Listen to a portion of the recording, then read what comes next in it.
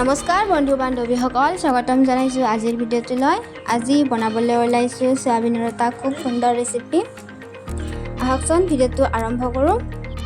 ৰেচিপিটো বনাবলৈ আমাক যি সামগ্ৰীৰ প্ৰয়োজন হয় সেইখিনি মই উলিয়াই লৈছোঁ।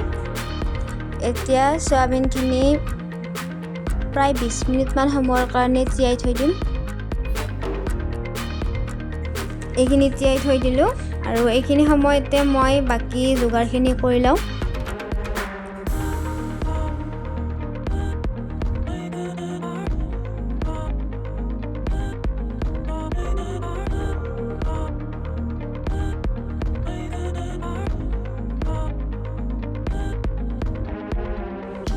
এতিয়া মিক্সি জাৰ এটা লৈছোঁ আৰু মিক্সি জাৰত বিলাহীখিনি ভালদৰে পিচি ল'ম।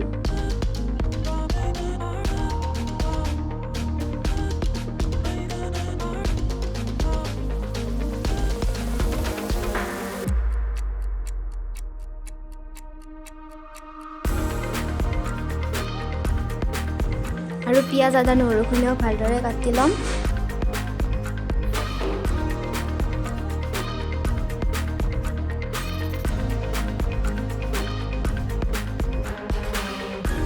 এয়া এইখিনিও ৰেডি। পিঁয়াজখিনি মই সৰু সৰুকৈ কাটা নাই, মিডিয়াম সাইজত কাটি লৈছোঁ।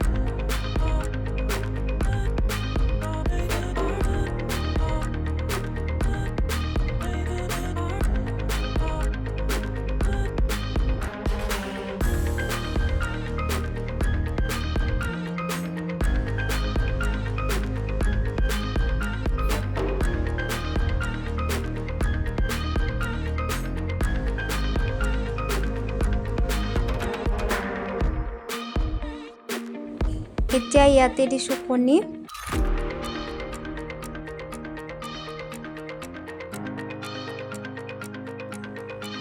আৰু তাৰপিছত মই ইয়াতে ব্যৱহাৰ কৰিম চাউলৰ গুড়ি।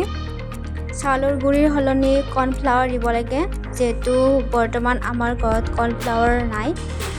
তাৰ সলনি চাউলৰ গুড়িটো ব্যৱহাৰ কৰিছোঁ। চাউলৰ গুড়িৰো ধুনীয়া হয়।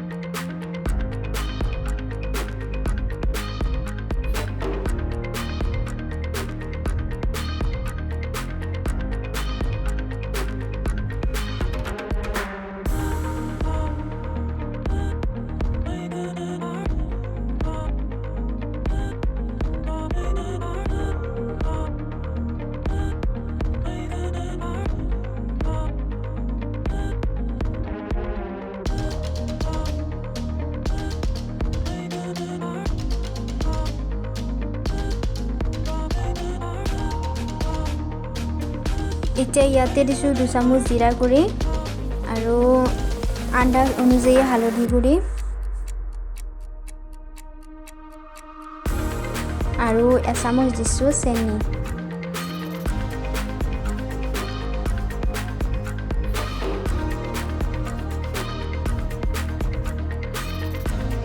বিলাহীৰ পেষ্টখিনি দি দিছোঁ।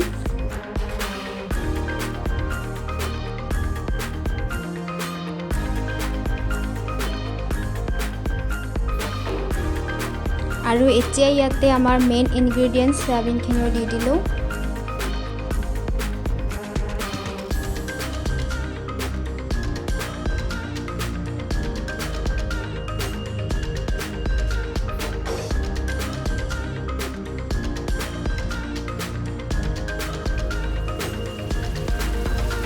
আৰু দি দিছোঁ সোৱাদ অনুসৰি নিমখ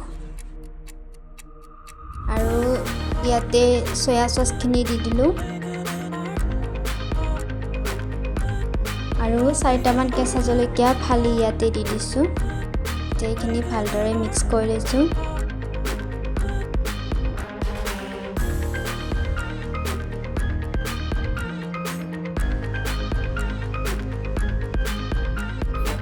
আৰু এতিয়া গেছৰ ফ্লেমটো অলপ কমাই দি মই ইয়াতে ঢাকনিখন লগাই দিছোঁ।